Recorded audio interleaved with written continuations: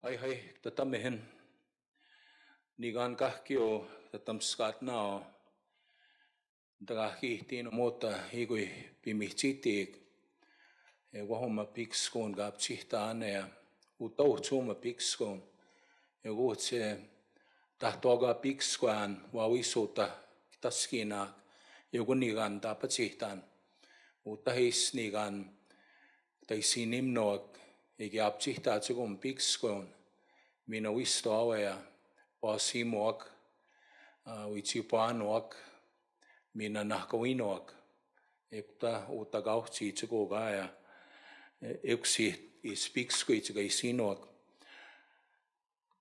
mina datamehigo kihtia kapmis kagis mustamagoyak mstegi we iguan manma ispihtihtago kagismun minum gap asonamo chigo stema mina mino we panasona. Just say good evening to each and every one. I'm so glad to be here, to see so many of you.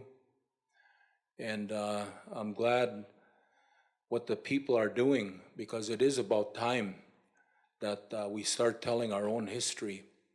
And I commend you. You've been doing this for about 2 years now, this young man was telling me.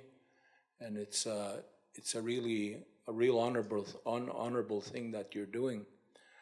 And I spoke in the Cree language, and the reason I do that is every time I speak within our territory here, I always use the language of this place, because Cree is a language of this place, along with Nakota, Soto, and Dene. These are the people of Treaty Number 6 territory. And I was just saying too that I thank our elder. He's an elder now. He's my friend for a long time. We knew each other when we were just young people starting out in this work. But I thank him for the prayer, especially the prayer for our relatives in Standing Rock. I know with electronic devices, you can follow on what's happening right there, right now, as we speak. The armed, the National Guard, police forces, they're all getting very aggressive. And one of my adopted sisters just got arrested. She sat down with her pipe and she wouldn't move, so they took her in. And so I want to thank them for saying that prayer for those people on the front line that are standing up for Mother Earth and standing up for our future generations. So I'm just going to go ahead. I know we don't have a lot of time, and I want to leave some time for any questions and answers. I've worked in this field for many years. Look around, there's probably some younger people here, maybe teenagers. I was a little more than a teenager when I started this work, and started off working and being involved in communications, and that's where Ed and I ran into one another.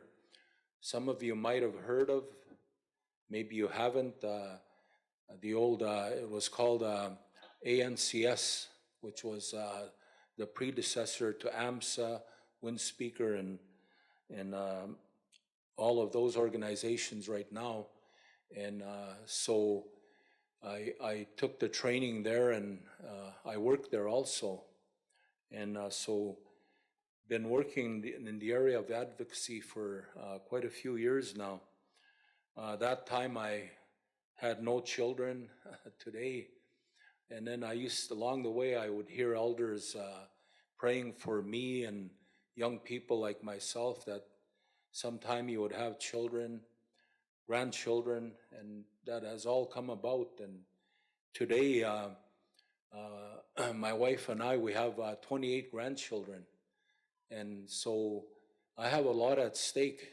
And that's why I do this work and try to advocate for their future so that we can leave a good legacy for them here.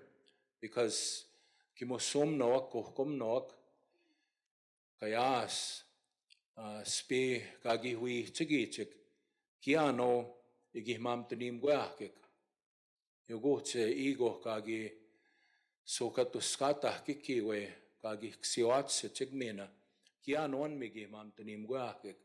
So that's why our ancestors did this for us so diligently and with so much commitment. My brother Jerry Saddleback, he tells me that those elders that walked for 11 days without food and water just to get to the site of treaty, that's how much love and compassion they had for their children, grandchildren, and their future generations. And so when I became involved in this work, I thought about that. I thought about what big shoes there are to fill, and I know we'll never do it because they had so much more knowledge and so much more ability to understand Kigawi Noaski, this land here, how to live one with this land, how to respect this land. And so I thought a lot about that when I started out in this work. And the elders used to always tell us to do the best that we can, and that's all any one of us can do. And so that's what I've tried to do during my life, working as an advocate for treaty and for the rights of Indigenous peoples. And I'm going to get into the work that we're doing right now and the work that we have been doing for many, many years. But I just want to give a little bit of a background first. Many years ago, just as a young person, fresh out of college, trying to make my way in the world, trying to make a living, I ran into some elders that were doing this kind of work that I'm doing right now. And they sat me down and they talked to me and they encouraged me. They said, this is something that you should consider. And one name, a lot of you probably heard, Edwin Burnstick Sr., a very strong lifetime advocate of the treaty and of the rights of Indigenous peoples. He took me under his wing, and we went to the United Nations. We traveled all over the world doing this kind of work. And it was a little bit funny when he passed away. Well, not funny that he passed away, but they asked me to say a few words of family. So I got up there and I kind of thought what I should say, because we all know it's very difficult to speak in those times. And I said, well, when Ed took me in as a very young person, we would travel to different places throughout North America and then eventually Europe and different parts of the world. And wherever we went, we met people that he knew. He was always there before me. And that was very appropriate because when he suddenly left this world, he's over there before me again. So I pay homage to people like that gave the extreme sacrifice. People like Edwin, my big brother, who was at Wounded Knee, who would have been at Standing Rock if he was still with us today. So I'm just going to go ahead and get into the presentation. A few years ago, we established what's called the Confederacy of Treaty 6 First Nations in 1993, so about 23 years ago.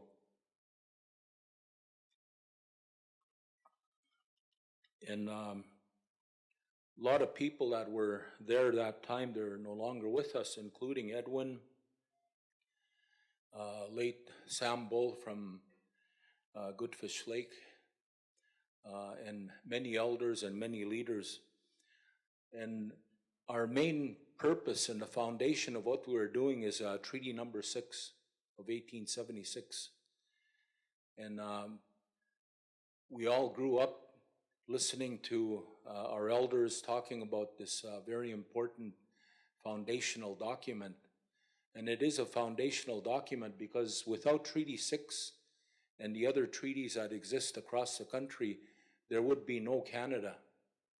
So I think it's important for all of us to acknowledge, if you come into Treaty Number 6 here, you become a treaty person also.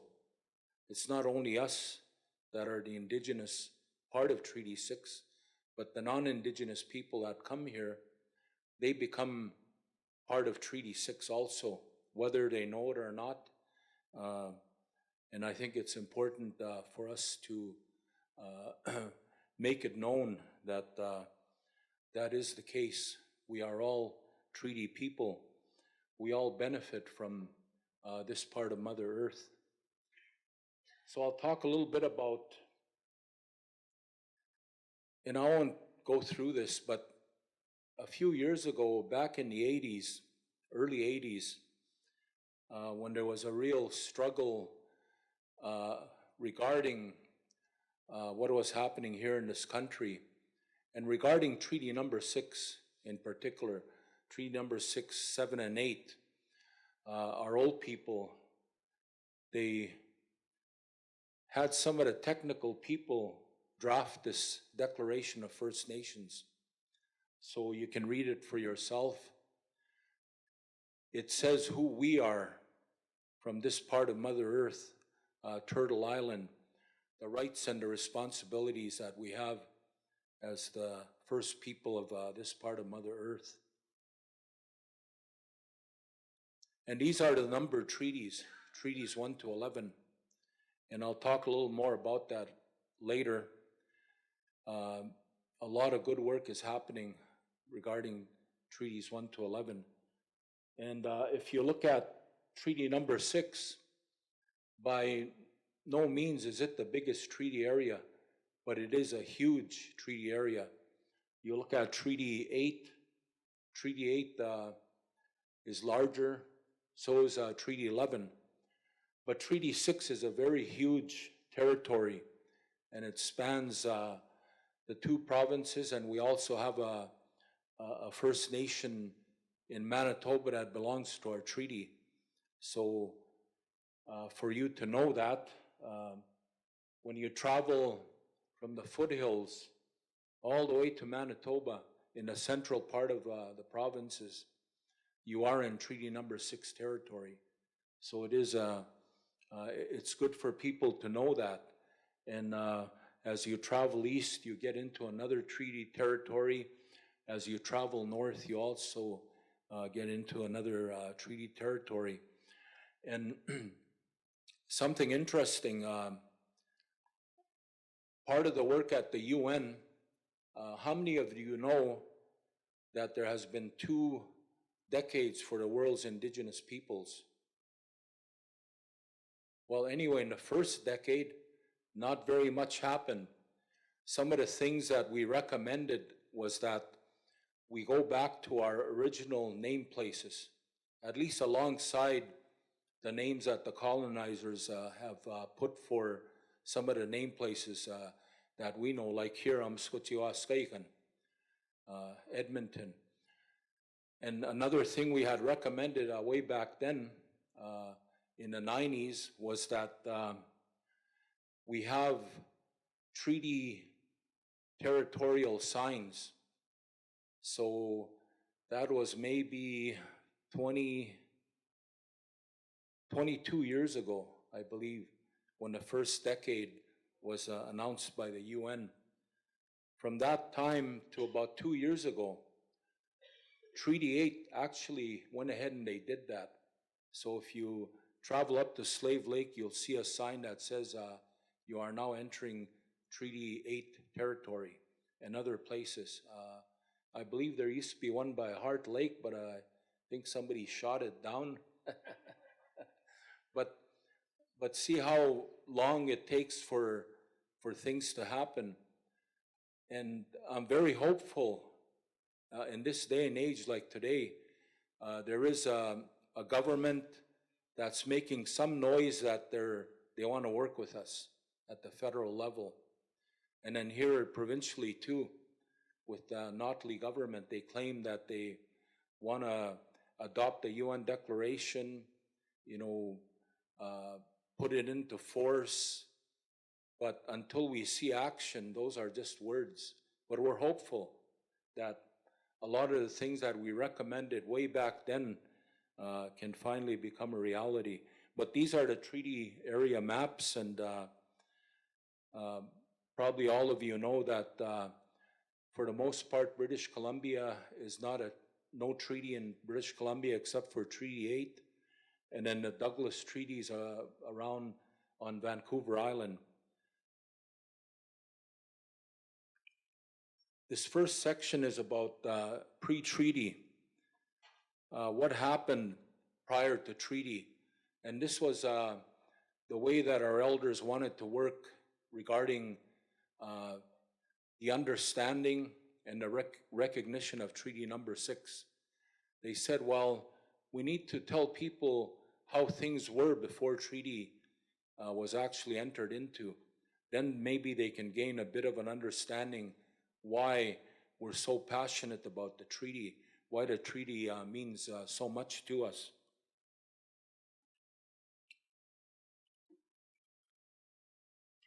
And I was very fortunate when we started this part. My brother Jerry Saddleback, Sr., he worked with us. I recruited him. I was the director at Treaty 6. And when I became director, I vacated this work that I'm doing now. So, and we needed somebody to work in there, and I recruited Jerry, and he agreed. So a lot of this is his work. And he's one of the most fluent Cree speakers that I know. There might be a few fluent Cree speakers here in the room, but in my mind, he's an expert. I'm pretty good at Cree myself, but I defer to him and to our elders. And these are our spiritual beliefs, the beliefs that we have as indigenous peoples. This land here was given to us by the Creator, this entire continent. Our old people, when they talk about this land here, they call it Minstik, this island. That's what they call it. And that's what I've heard from since I can remember. That's what they always call this land, Minstik. And in this language that I'm using, they call it Turtle Island, this continent here, the Western Hemisphere. And the Creator put us here in a prayer sanctuary.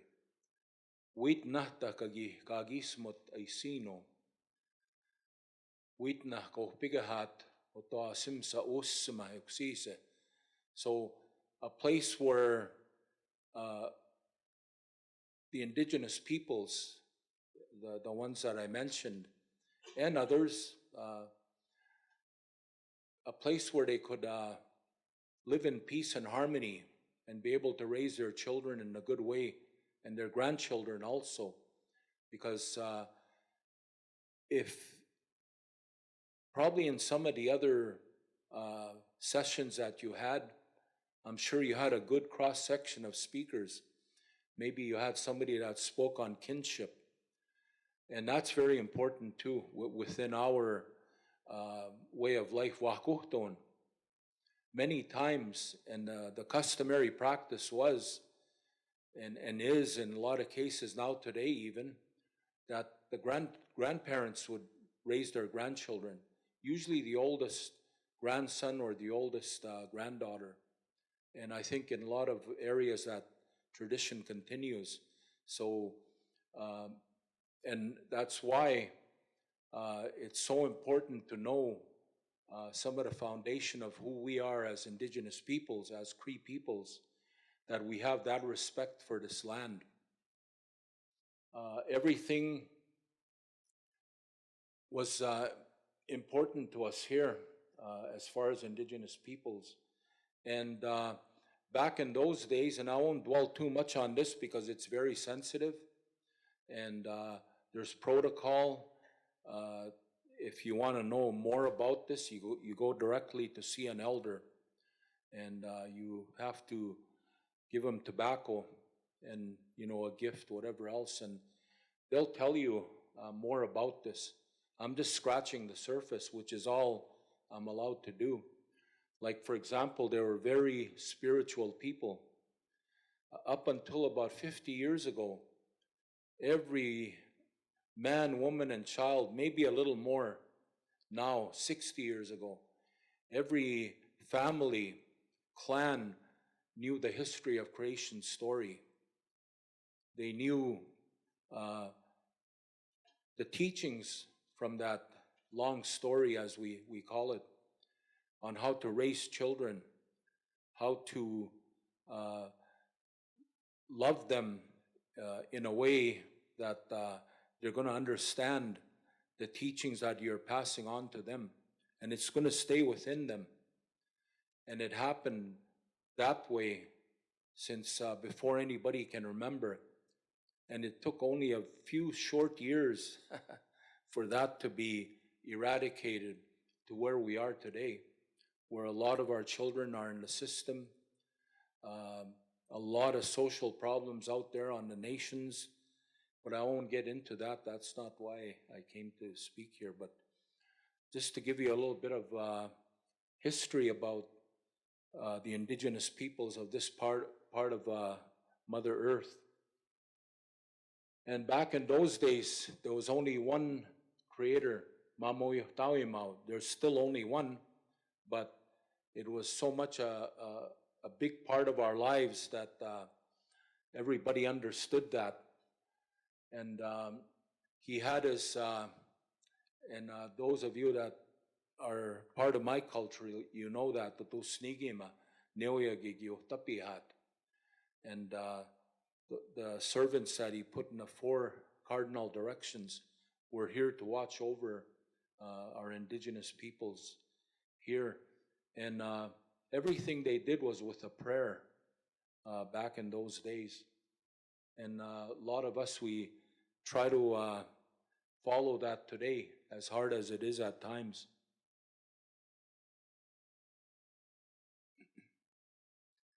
And the Creator put us here with everything that we would need for all time. Everything around you was there to sustain you. And just to give you an example,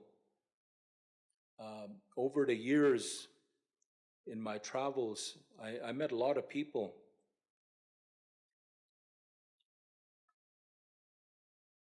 Many years ago, I traveled down to Rocky Boy, Montana, and I met an elder over there.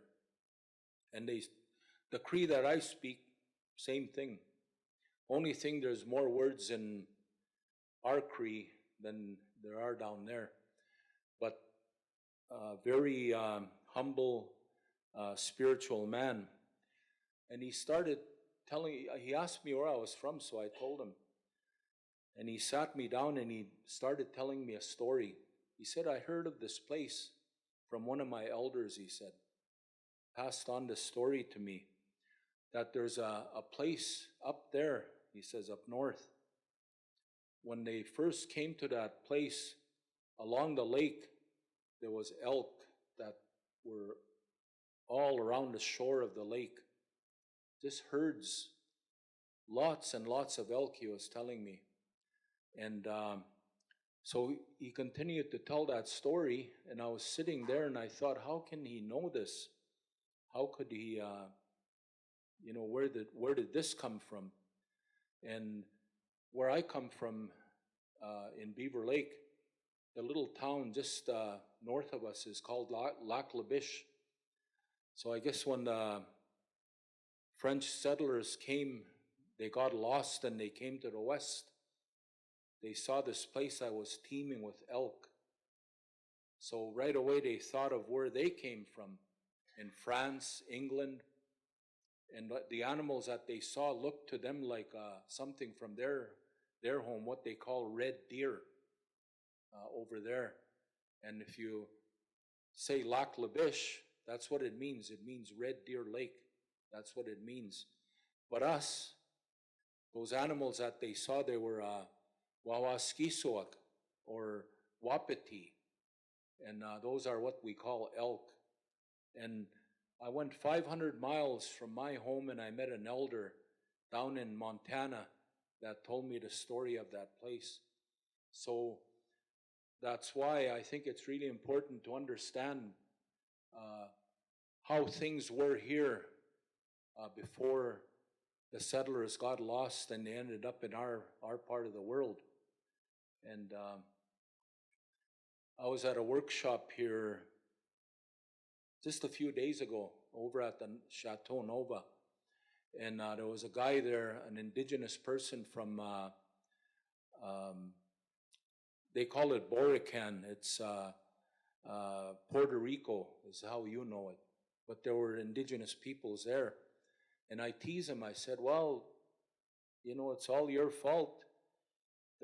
That old guy that got lost and ended up on your shore, you welcomed him and you got him well again because he was dying from scurvy. And so it's your fault. You should have turned him around. And so he laughed.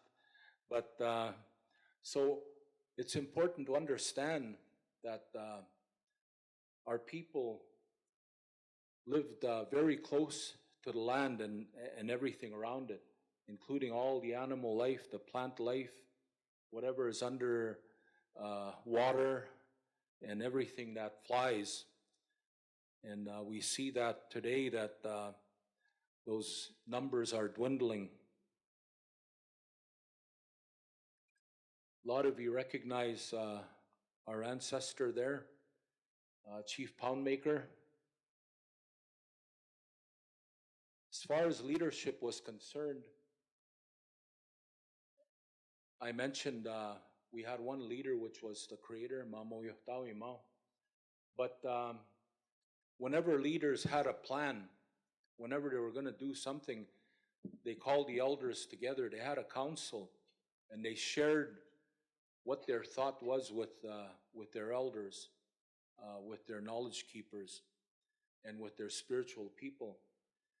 And if the people said yes, those advisors, if they said yes, then the plan went ahead. Today, how many of our leaders do that? Maybe there's some, but you know, it's not the norm. But we're hoping that that's going to happen sometime soon, because we're in a situation right now where things are very serious for us as far as our rights go, as far as this treaty number 6 that I'm talking about is concerned. Another one of our great leaders, Chief Big Bear Stamos. I always wonder, a lot of you see these t-shirts, original founding fathers, or you know, some other slogan on there. I always wonder why they never made one with some of our great leaders. We always defer to the lower 48, but I think we had some very wise and powerful leaders here. I know that the history told about them is not correct, but I think now through this kind of sharing, people will start to learn that these were very men with vision, very intelligent people. And what it says up there is that exactly the requirements to be a leader. It was a person was not selfish at all, somebody that thought of his people first before he thought of himself. And so much so that when the incident happened in Frog Lake, he wasn't there. He was up north around Coal Lake. He was hunting and trapping, trying to get food for the people that were starving back at Frog Lake. And you all know the story about what happened there. People call it a massacre. I don't think so. When there's a ration house full of food and children are crying from hunger, what would you do? I'm sure you'd do something. And that's what happened over there. They just wanted to feed the people that were in need of food because it was a very hard winter that winter. So this leader wasn't even there that time.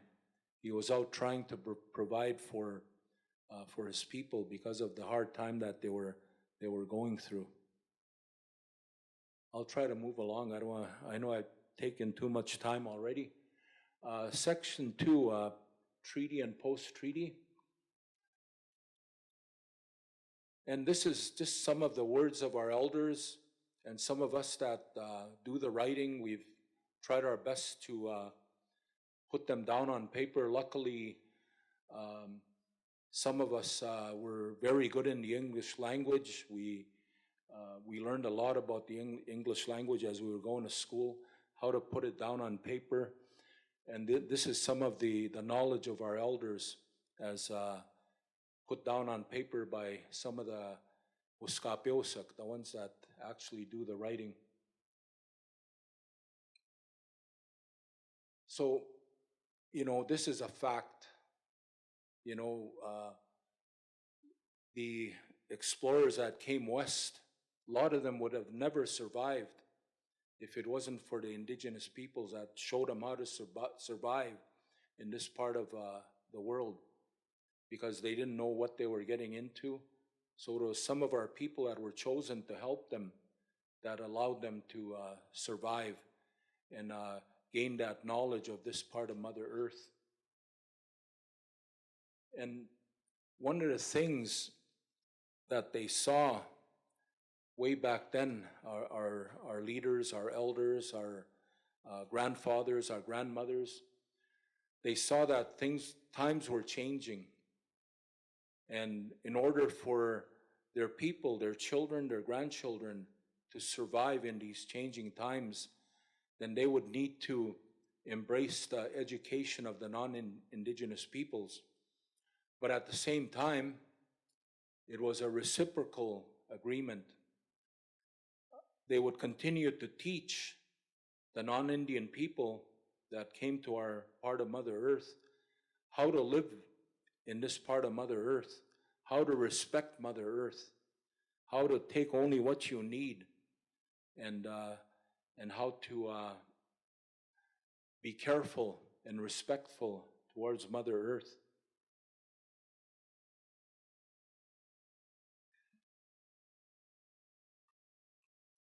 And I talked about this. And education is one of our very important rights that were guaranteed by our ancestors. Education, the little the schoolhouse. And when they talked about that education, they didn't say kindergarten to grade 12. The elders that we interviewed over the years talked about lifelong learning, because the elders will tell you, nobody knows it all. Every day we're learning. Even the elders, the real old people that we work with. How you can tell a real elder is one that will tell you exactly that. I don't know everything. Maybe you go to that elder. Maybe they heard something I didn't hear. But if one starts saying, well, I know this, I know that, then you think twice whether he really is an elder or she really is an elder or not. Our elders, our people, are very humble people. And some of the real true elders that you want to seek out there, you don't see them in crowds like this. You have to go to where they are, where they're comfortable, and sit down with them there. Give them tobacco, and then they'll share with you gladly in that way. But that's what our ancestors saw because the times were changing, and they wanted to ensure that we were provided for as their future generations. And I was just thinking here when I was talking about the Declaration of First Nations. I see the lady here. Her parents were very much involved in that work, and very strong treaty fighters. And those are the kind of people I was talking about earlier that I mentioned that laid the foundation for what we are trying to carry on as younger people. And this one is important because there's a misunderstanding out there that we ceded, released, and surrendered all of this land. When you think about it, does that make sense to you? Really think about it. The whole country of England, Scotland, that island there, you could fit it in one part of Alberta, one corner. So do you think there's enough money on that little island to buy this great, big, huge land that we have here with its abundance of resources? I don't think so. And this is just one example. There's many examples that were shared with us by the elders. But this man's name was Sasaguapis, and he got up during the negotiations at Fort Pitt, and he said, he told this to Commissioner Morris. I heard that you as a representative of the Queen talked about buying my land from me. How can that be possible? And this is an interpretation that I made from what Elder Pete Waska had told me. So if there's any mistakes, then they're my mistakes. But this is what was shared with me by late Elder Pete Waska. Sasaguapis said that can never happen, and I will tell you why.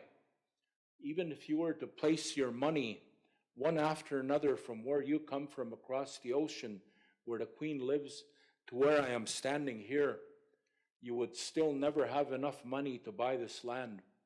The reason is that where the Creator put me, He put me with everything that I will ever need for all time. That is how rich, bountiful, and life-giving my land is, and that is why this land is not for sale. And this happened right at the treaty. So it gives you an idea of this notion of cede, release, surrender, and give up forever. Section 3. And this is, again, the knowledge of our elders and our technical people that have been sitting on the bilateral treaty table for many, many years, and the knowledge that they have gained over time. And these are just some of the characteristics of a treaty. Treaties are consensual and entered into freely, giving legitimacy to the relationship. Treaties involve an exchange of solemn promises, a sacred covenant requiring the honor of the Treaty First Nations and the honor of the Crown. Treaties of the Treaty First Nations and the Crown were seen as lasting, and this is a very famous quote. You all hear it. Maybe a lot of you have heard it. As long as the sun shines, the grass grows and the rivers flow. Treaties created a fundamental political relationship, one of autonomy and interdependence. And I always think about this. And last summer, not this last summer, the summer before, I was invited to a Sunchild First Nation, to an elders and youth cultural camp that they were having. So when I got a chance to do a brief presentation, I asked the elders that were there, how many of you remember when Brazo Dam was built? A couple put up their hands. I asked them, did anybody come and ask you whether it was okay for them to build Brazo Dam? And not one of them said yes. And they said, as far as they heard their elders, which were there at the time, way back then, they said that nobody was ever consulted. So, and it made me think, because there's no way they're gonna ever be able to stop the sun from shining. It's gonna be here longer than any of us. I don't think they're gonna be able to stop the grass from growing, but they sure to heck try to stop the river from flowing. Some of you that went to Brazo Dam, you see that the headwaters of the North Saskatchewan River, they're dammed up. There's a huge reservoir there. Never asked us, they just went ahead and did it. And so these are the things that have been happening without the free, prior, and informed consent of Indigenous peoples. The act of treaty making signified mutual recognition of authority, sovereignty, and self-determination. Each treaty party is accountable to its peoples and responsible to the other party for fulfilling their obligations. And I have a much longer presentation than this. I'm glad I didn't bring it. But it's very specific to some of the work that we're doing. And it gives a lot more information. The treaty parties are expected to resolve their differences through mutual discussions and decisions rather than going to court. Some of you that are here, like Ruben, my friend here, different ones that have heard their elders, will remember that back after the treaty was entered into, there used to be a gathering of the people of Treaty 6 at Sounding Lake, at Fort Pitt, at Fort Carlton, and they would all gather together. The Indian agents would come and they would make their treaty payments there. And then when the incident happened in Frog Lake, they became very worried to see a few thousand Indian people getting together in one place. So they made a decision to go ahead and make the treaty payments at the reserve level. And some of us didn't get our treaty payments for about 4 years because we were labeled as radical. We were part of the incident that happened. Wandering Spirit, who is related to Beaver Lake, had relations in Beaver Lake. He came there and he stirred the people up. They went into town, they ransacked the Hudson's Bay Post.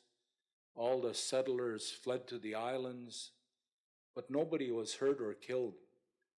It's just that they were supporting what their relatives were doing as far as what happened. And as I mentioned to you, I try to give you a little bit of clarification.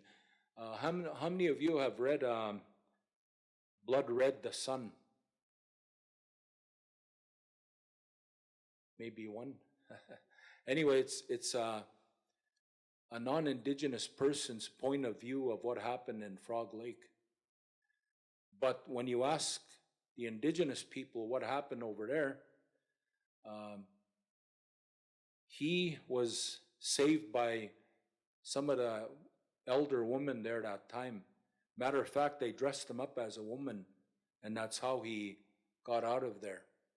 And then he turns around and he writes a book and, puffs out his chest. Geez, the old lady snuck him out of there. He'll never tell you that.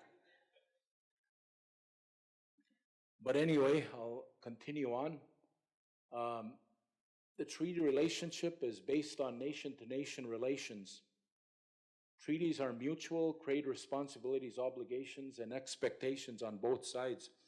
Now remember, the reason why I talked about Sounding Lake is because whenever they got together, they would sit down with the Indian agents and they would discuss how the treaty is working, how it's working for the non-Indigenous peoples, and how it's working for both sides. There was a dialogue. And but when that happened, when they disperse the Indians, then that practice was discontinued also until 1995, when we first sat down again here, when we created the bilateral treaty process, the treaty table. That's the first time in over 100 years that the two parties ever sat down and talked about the treaty. That's too long. Too much has happened from that time in 1885 to 1995. That's 110 years. Too long. So, and that's why this process is so very important, that we need to come to an understanding of what it is that was agreed upon back in 1876, and in some cases here, 1877. Treaties are the original reconciliation between Treaty First Nations and the Crown. And like I was saying, the other presentation speaks a little more to the treaty. And as we all know, those of us from Treaty 6, another very important promise is the medicine chest clause. Medicine chest and famine and pestilence clause. That was the kind of foresight that our ancestors had. They saw the diseases that were coming here that their medicines and their medicine men could not deal with. So they insisted on the medicine chest clause, because when the commissioners came from the east, they already had a sort of a framework of a treaty that was drafted. So they would come and they would present it to the Indian people. But in Treaty 6, they found out that the people weren't just going to put their mark on a piece of paper. They made many demands. There was a discussion that happened for quite a few days back in Carleton and also in Fort Pitt. One of the most important things also was the medicine chest clause. It wasn't in any of the other treaties, but they insisted on the medicine chest. And they talked about the buffalo. When Chief Big Bear came to see the Indian agents after the treaty was entered into, he talked about the buffalo. They talked about, well, what are we going to do if the buffalo were ever disappear, if they were no longer here? Because the buffalo was their main source of making a living. So, and there was many other things. Big Bear talked about a rope around his neck, and there's been quite a few different takes on what that meant, you know, whether about being hanged. But our elders told us that it was about being kept in one place. That's what he meant about a rope around his neck, because up to that point in time, this whole country was theirs. They could travel wherever they wanted, any time, like that.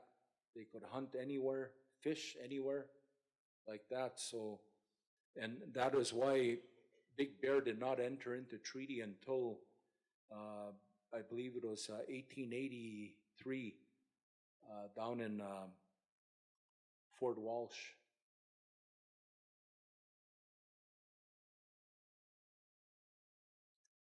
This is some of the other work that I've done in years past. You've heard of the UN Declaration on the Rights of Indigenous Peoples. I think there's only a handful of us left that were there from the beginning. Myself, Ed Bernstick, not Ed Bernstick, he was there at the beginning. He's no longer here with us. Wilton Littlechild, he was there from the beginning. Sharon Venn was there from the beginning.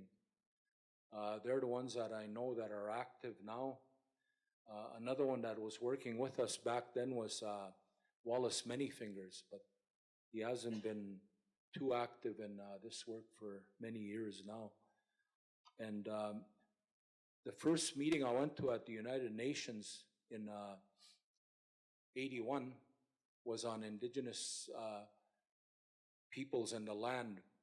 The second meeting was the working group on Indigenous populations, they called it back then. And bet you there was about this many people in that room.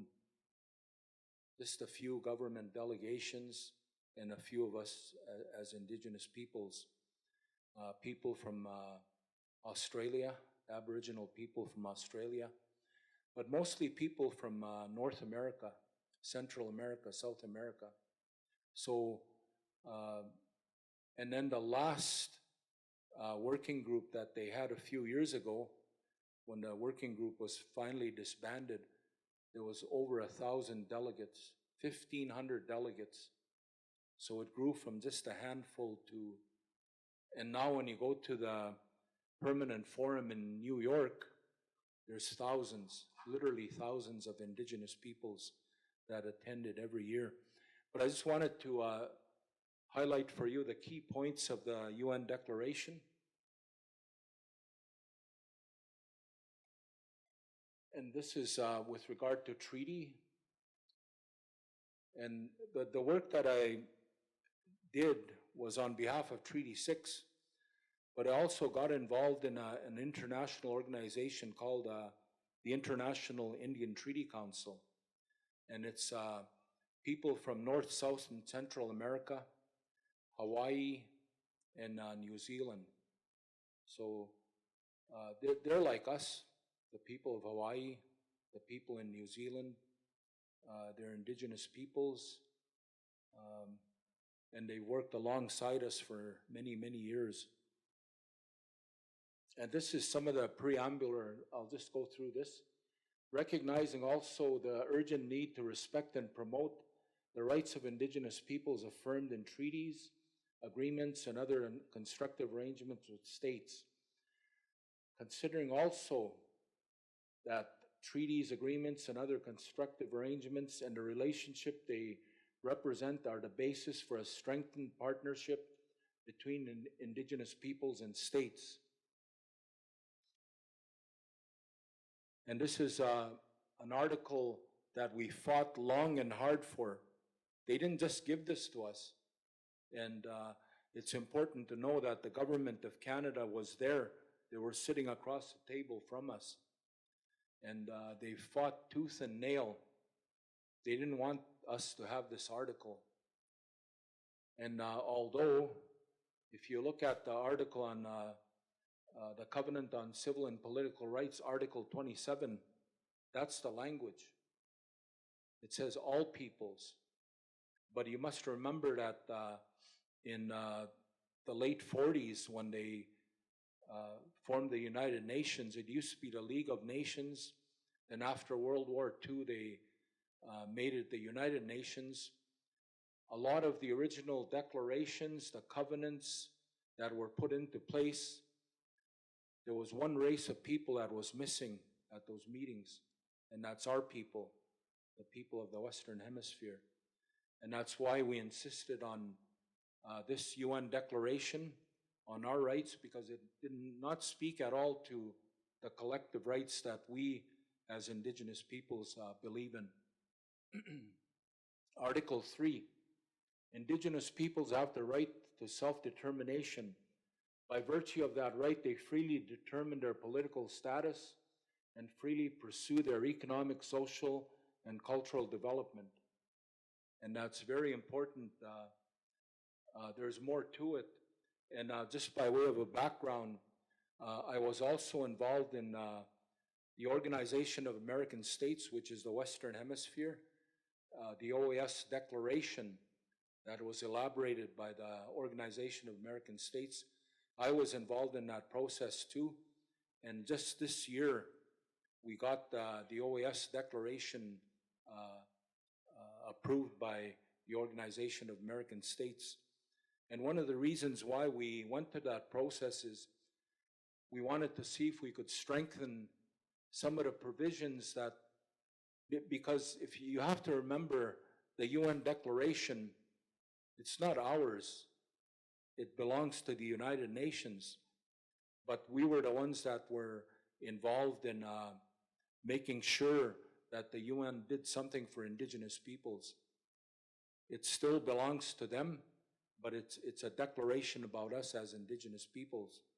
And that's very important because when we sat down with the governments and negotiated the drafting of the declaration, each and every article was a fight. And that's why it took about 25 years. From the beginning to the end, it's about 30 years, but the actual sitting down and back and forth dialogue on each and every article took many, many sessions, many years. And so that's why we became involved in the OAS declaration. And lo and behold, this article I'm going to read to you next, there was some things that we could not get into this article. Some of the governments like US, Canada, they just wouldn't have it. But at the OAS, we were able to get some more, we were able to strengthen it and get additional protections on there. And I don't think I have the wording for that one, but I'll go ahead and read this one. Article 37, Indigenous peoples have the right to the recognition, observance, and enforcement of treaties, agreements, and other constructive arrangements concluded with states or their successors, and to have states honor and respect such treaties, agreements, and other constructive arrangements. And the article that we were able to achieve at the OAS is much stronger. It talks to the original spirit, and it talks to the international oversight in case of disputes. When we were elaborating this at the United Nations, not only did we get a lot of resistance from the four that voted against it, Australia, New Zealand, Canada, United States, but also countries like Great Britain and other countries in Europe. So when we finally achieved the OAS declaration in Washington, D.C., kind of a funny story. If any of you have ever been involved in the UN at some point, you know that a lot of what happens, lobbying, negotiations, don't take place inside the meeting rooms. It's either in the hallway or in a coffee shop or somewhere out of the building. And that's the truth. That's the way the UN works. You have to lobby governments from other parts of the world. You have to tell them why you think they should support you. And a lot of times it's not an easy thing to do. But Willie is one of the experts on that, Wilton Littlechild. And just happened to be on a break at the OAS and went downstairs and we went to use the facility. So I was on the other side over there and I heard two people talking and I recognized Willie's voice. And he was talking to the ambassador from Costa Rica. So he said, did you get a chance to call the capital? He asked them. And so the ambassador said, yes, everything's good. We're told to go ahead and support the article. So when I tell that story, people laugh because the final negotiation on that article actually took place in the men's room. So Thank you very much for a very informative presentation. I learned a lot and I appreciate that. I was very moved when you were talking about treaty as the first reconciliation, because of course we're in a moment now of reconciliation around the residential schools. And I wondered if you had any, I know it's a big question, but any advice on how to ensure this second reconciliation goes better than the first, that people respect the terms and the moving forward in a spirit of partnership and understanding. Thank you for the question. And it is very important because I think we need to have more dialogue. Like, for example, gave a brief presentation here, but there is a presentation that speaks a lot more to the treaty itself, the understanding that was passed on to us by the elders. And we also have a film project that we're doing. So because it's such a long period of time from 1876 to today, we did the project in phases. So we do have a film that goes along with this, and maybe at some time in the future, we could also include the film, and we could be able to show the film, and it goes into more detail about the treaty promises themselves. And as I mentioned, with regard to the original, because all these treaties 1 to 11 are very similar, but if you look at Treaty 1, 2, and 3, and maybe even 4, there's a lot of provisions that are in Treaty 6 that were not in those previous treaties. And that's because within our treaty, the spiritual part of it was what was so important. They would have a discussion, and literally our people, and Ruben knows this, and others, literally our people, they always put prayer first. Prayer is the very most important thing when you're trying to accomplish something, because by yourself you're very weak as a person. But when that prayer is part of what you're trying to do, that's what empowers you. And that's what our old people did. They discussed among themselves one term, whether it's the medicine chest. They would sit down, they would pray about it, then they brought it back to Commissioner Morris. And at that time, Commissioner Morris could not refuse them, because although it was not in his written text, it was something that was very important to our people, because they saw how things were changing, the diseases that they could not deal with, the famine and pestilence that happened throughout their country. They wanted some safeguards for their future generations. So I think understanding both sides of the treaty, I think, is very important. Because somebody told me there was about 20 drafts of the treaty by the time they got it back to Ottawa, back to where the commissioners came from. And so the final draft, what was written down, is not everything that was agreed to at the time when they sat down and they said yes to the treaty. So I think the oral understanding and that kind of knowledge from the elders is very, very important. So I would recommend to learn more about the treaty, both sides, because right now it's the way it's been until very recently is just a one-sided understanding, just what's written on that piece of paper. And that's not all the treaty is about. The treaty is about the entry protocols at the time of treaty, the discussions, what happened during those discussions, and also the exit protocols. That's what the treaty is.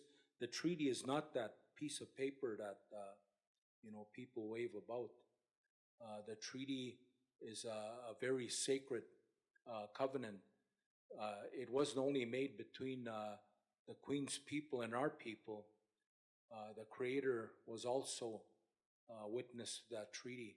That's why our elders are very worried when people try to break that treaty or mess around with that treaty. So I hope I answered your question. Ahau ne utu temetikä tamiskaatna onesta. Kapes agastegi tisihkassaan.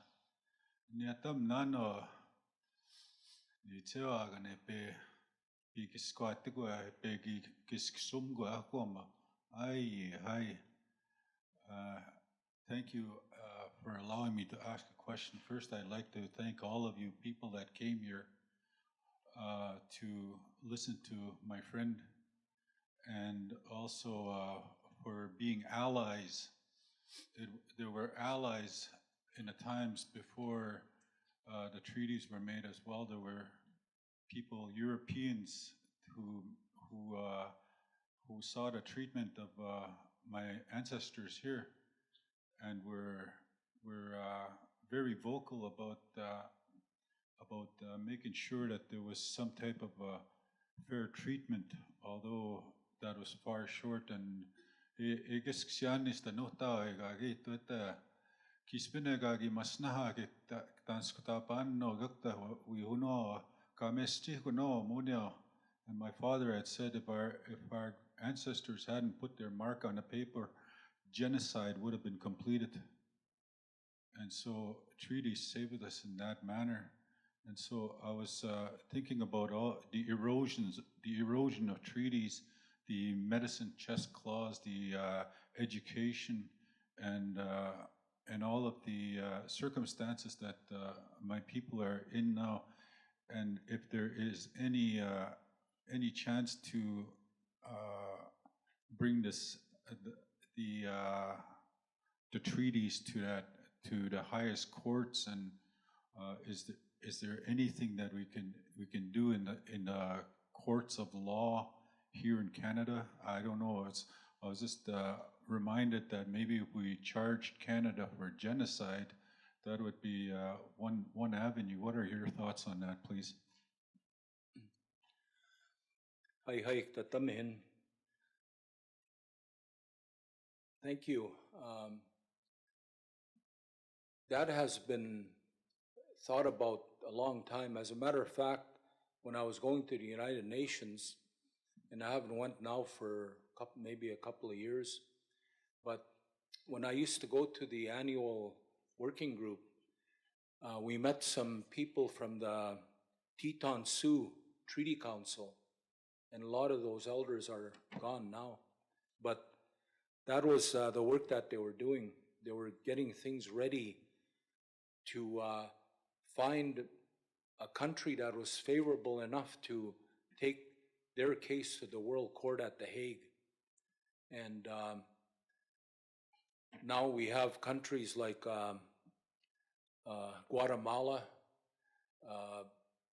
Bolivia, and other countries that are favorable that would be willing to help us out in that way. And that's something that was recommended to us by Lord Denning. We went to England in 1994, and that was called the Second London Lobby, because the first one was in 1979 to 80, back in those days when I was part of a team that worked on that first London Lobby. And in 1994, when we went to London, to England, Lord Denning was still alive that time. Very, very old. I think he was like 96 years old, but he still had a very good mind. And he met with a delegation of us, 40 of us. We went to his home. You know, he had one of these big English homes made out of bricks, a real big house, and he was able to accommodate all of us. And that's one of the things that he recommended to us. He said, when you go back, get some of your indigenous lawyers together. You have very sharp, young indigenous people that are taking law, that already have a law degree. Get them together and start preparing a case to take to the World Court at The Hague. And so that work was started, but somewhere along the line, priorities changed, and that kind of fell by the wayside. but that's still an option. Right now, I'm working with treaties 1 to 11. Been working with them for a number of years.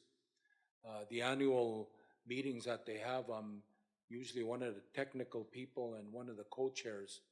So that's part of the work that we're doing right now, like what you're saying, and I thank you for bringing it up, because there needs to be a clarification in this country about the role of the Governor General, because the Governor General is still the representative of the monarch here, the monarch that we entered into treaty with. And we had a meeting in Winnipeg just about a week ago, a little over a week ago, on treaty commissions. Right now, there's 2 treaty commissions. There's the Office of the Treaty Commissioner in Saskatchewan, which Ed knows about. And then there's also the Manitoba Treaty Relations Commission in Manitoba. Right now, they're both without commissioners. So when Harper got into power, he did a lot of damage. He just slashed and burned. He cut almost every program, I would say. Every work towards a treaty, every kind of work towards a treaty there was a slash and burn.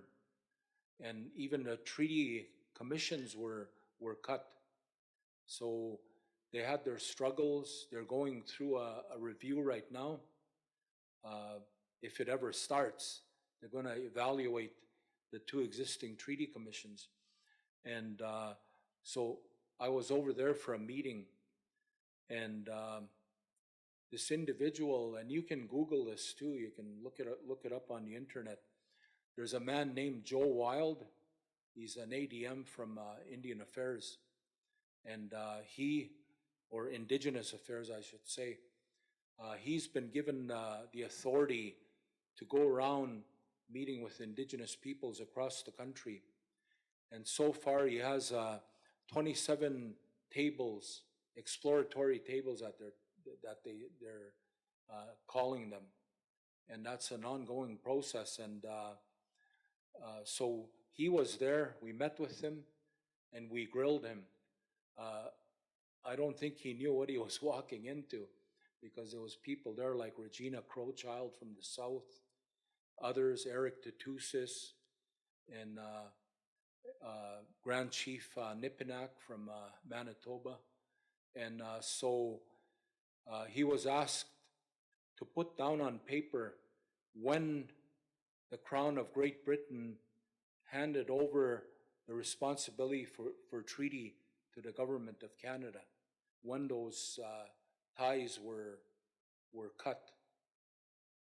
He says he's going to do it. I like to see the paper, but I guess we'll know in the next little while.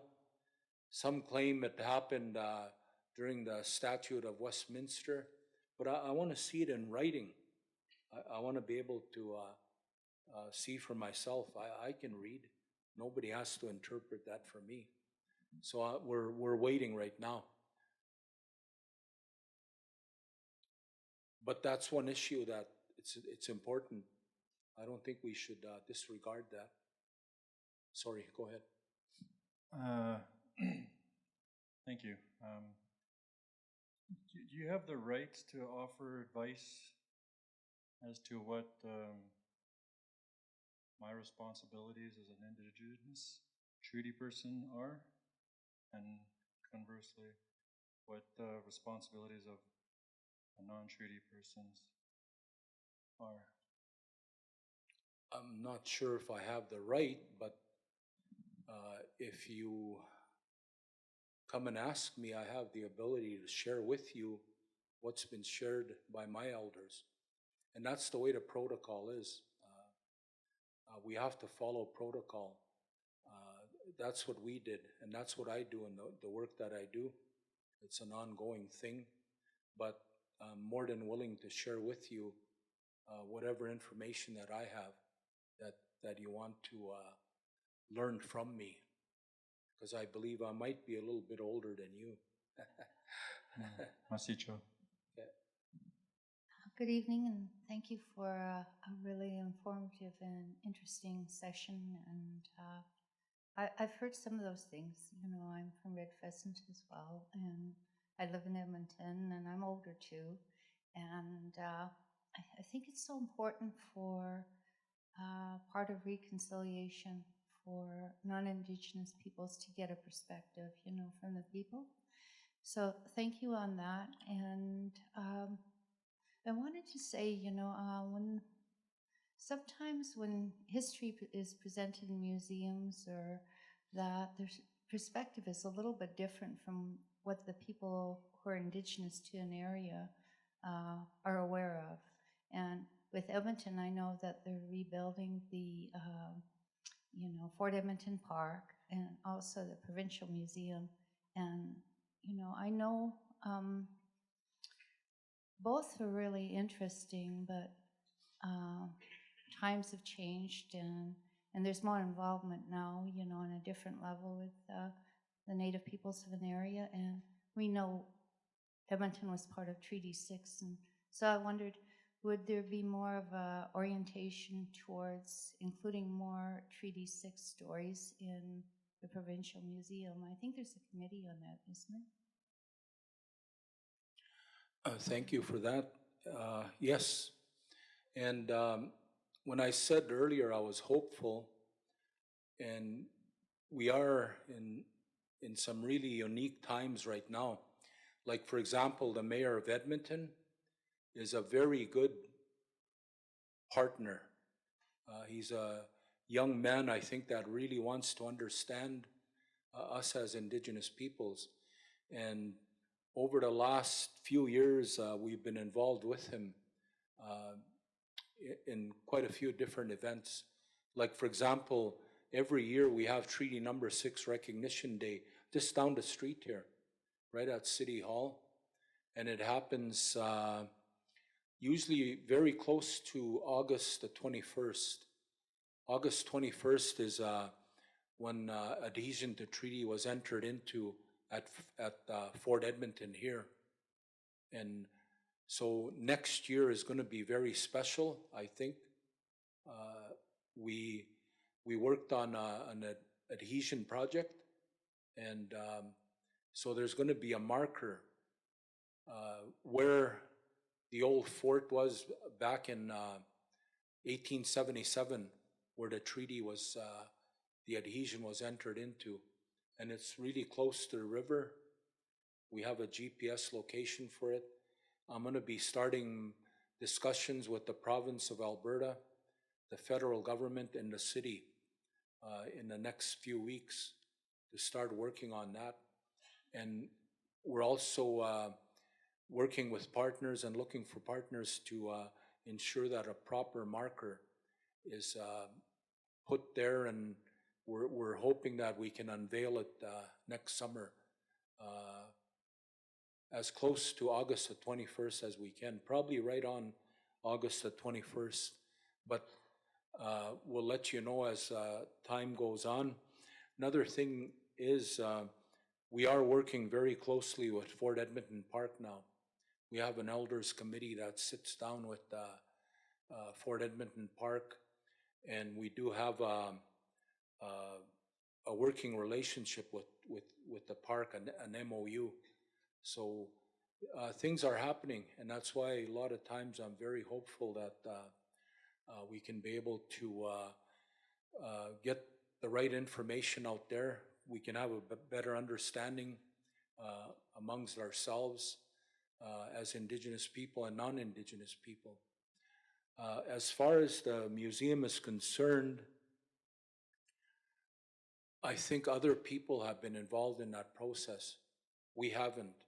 We weren't invited, so it was already underway. And but you know, we're hopeful that maybe we can become involved at some point when they're talking about what it is, the content of what it is they're going to do in there. The design is already, I think, a done deal. But another aspect we're involved in was the Manitou stone, Mantuasni, that's in there right now. And we want to be able to, through collaborating with our elders, to determine what's going to happen to that Mantuasni, whether it's going to be there or maybe in a museum of our own people. But time will tell. Thank you for the question. Thank you. I have a question as well. Sorry about that. Ikipehta manmana isku ispi kapmuhtet oten egumina igi agitekas. So at one time, as well as the how the treaties were recognized, as long as the sun shines, the rivers flows and the green grass grows. And what I used to hear was also, and the four winds blow. Is there a reason why that element is not included in our understanding of the treaties? Well, it's not in the treaty itself, the paper I'm talking about, but it is part of our understanding too. So,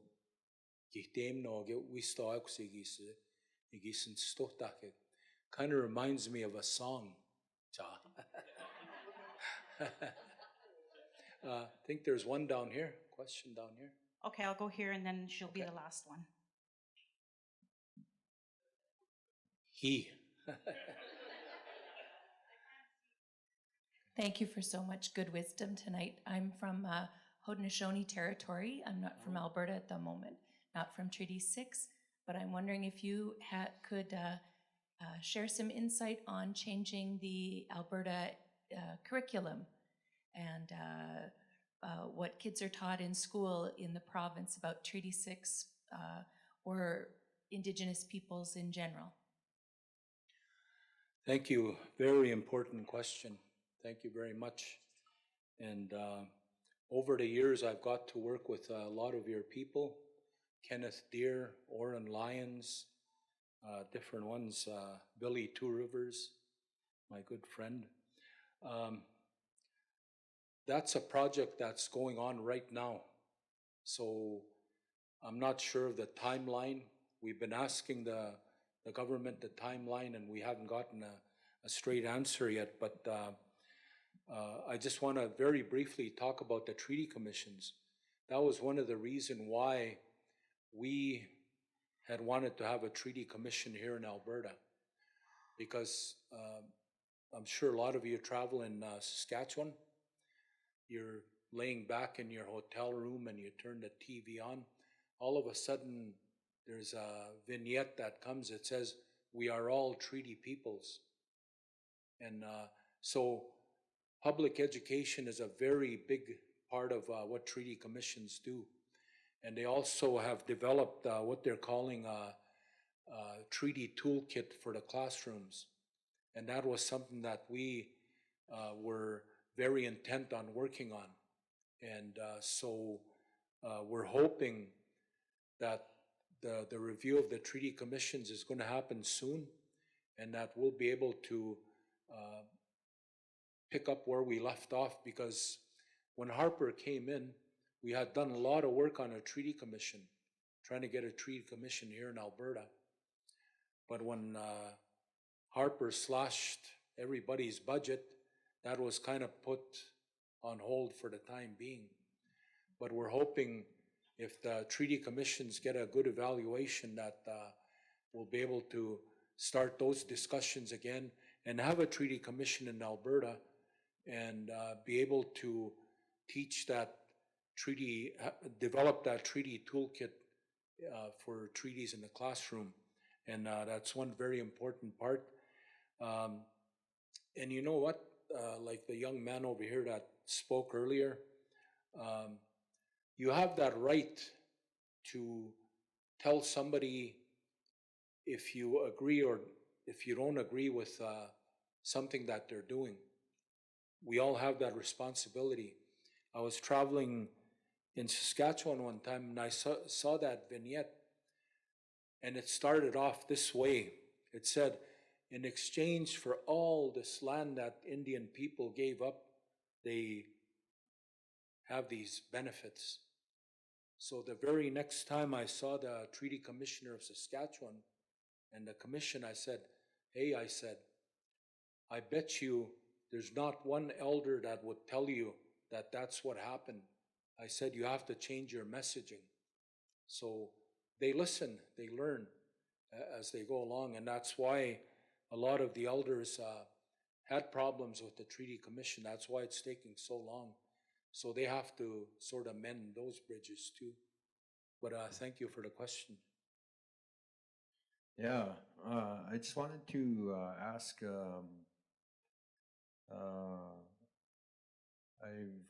I know the little payment that we get each year when we line up for our money whatever community we come from.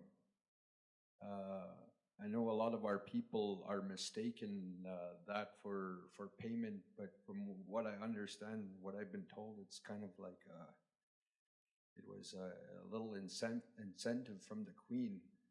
It's not that we sold out on our treaties like that. And another question: if all these if the government's trying to modernize our treaties, what could we do as young people to, I guess, better protect ourselves, but not I don't know. Maybe I got to go see an elder. I'm not asking for a shortcut or anything like that, but I just thought I would ask. Thank you, nephew. That's a good question. You're right. The $5 is a symbol of the treaty. It's not a payment because if you were to take that $5, what it was worth in 1876, how much you could buy with that $5, in today's terms, you could probably get an actuary to figure out how much $5 in 1876 is worth today. That is not a payment. The $5 is not a payment. It's just a symbol of the treaty. We all know that when we go home and receive those payments, it's done on Treaty Day. But it's just a symbol of the treaty, that the treaty is going to continue on. And that's what I was told by the elders. And as far as how would you help, become involved.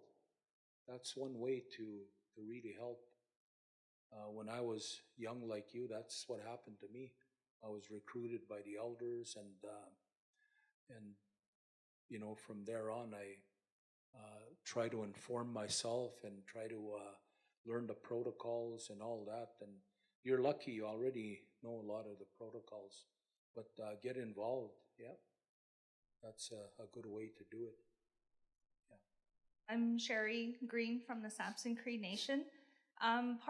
Just want to ask you real quickly, part of the characteristics of a treaty relationship, each treaty party is accountable to its people and responsibilities to the other party for fulfilling their obligation. So is that like mainly each, like, can you kind of explain that more in detail? Well, Is that like with the leadership being accountable to its people? part of it, but that's not what that speaks to. What that speaks to is the treaty itself. Like, for example, we as the indigenous part of the treaty, we didn't only get benefits, we also have responsibilities. And I think that's what that speaks to, is the responsibility that we have to the treaty, to uphold the treaty, to pass on the knowledge of the treaty to our future generations, our children, our grandchildren. And on the other side, the non-Indigenous side, they have responsibilities too. And that's why we are where we are. They have not been fulfilling a lot of those responsibilities. And that's why I think it's important, a question that was asked by my nephew, the changes that are happening. And we talked about the medicine chest clause here too, post-secondary education. If you reflect back on a treaty, it was lifelong education. Lifelong learning is what the elders say, not just kindergarten to grade 12. So learning is always an ongoing process. And in these times when things are changing where we come from, out at the nation level, we can no longer sustain ourselves by the avocation of hunting, fishing, trapping. But that doesn't mean that we should stop. I think as much as we can, we need to continue to keep the treaty alive. By doing that, by going out and picking berries, medicines, hunting, fishing, you're keeping the treaty alive. But I know today it's very difficult. There's some lakes, you get a fish out of there and, they have mercury contamination and other things. Some of them are, have lumps on them. You can't eat that. And one of my brothers, he goes hunting here sometimes. I don't know, I think about 5 times they would knock over an animal and they would open up the animal and there's sores on that animal. And so when there's a sore on an animal, you can't use it. I guess I don't know where this Fish and Wildlife official got his training. I guess one of the Fish and Wildlife officials said, well, just cut that piece off and, the rest of it's all right. But it's in the blood, the animal is sick and you cannot use that meat. So, yeah, I know it's not the answer to all of what you asked, but I don't want to get into a discussion about accountability of our leaders to us. We know that's the way it's supposed to be. We talked a little bit about it here with Chief Poundmaker and Chief Big Bear. And we live in a very difficult world today. Times are really changing. And as much as we don't like to, we have to change with the times, but we have to keep the traditions, the language, all the good things that come from who we are, so that we can always, we don't end up being people with this color skin and not able to speak our language and understand who we are, where we came from. These things are all very important. So I wouldn't feel right if I didn't encourage all of you, young people. Kakwini hiawik, sknohamasuk tansagais ni hiawik, tansagais and stotamik. Yuksito tamigo, kamiwih tamagaya kihtimuak, knigihkuak, kamusumuak, kuhkumuak. So learn the language, learn the traditions. Hold close to your heart who you are as Nihioak, Nakawinoak, Wichipuanoak, Basimuak. Sanma.